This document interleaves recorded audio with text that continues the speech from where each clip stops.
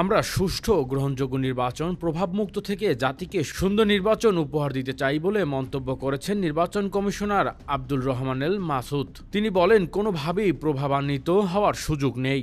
প্রধান উপদেষ্টা ঘোষিত সময়ের মধ্যেই এ নির্বাচন অনুষ্ঠিত হবে। ভোট গ্রহণের পরিবেশ সুষ্ঠুভাবে সৃষ্টি হবে। ভোটার তালিকা হালনাগাদ 2025 উপলক্ষে পটুয়াখালী জেলা নির্বাচন অফিসে মতবিনিময় সভায় তিনি এসব কথা বলেন।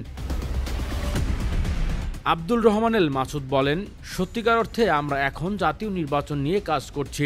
স্থানীয় নির্বাচন নিয়ে এখন আমরা ভাবছি না। 2025 সালের শেষের দিকে অথবা 2026-এর শুরুতে জাতীয় নির্বাচন অনুষ্ঠিত হবে।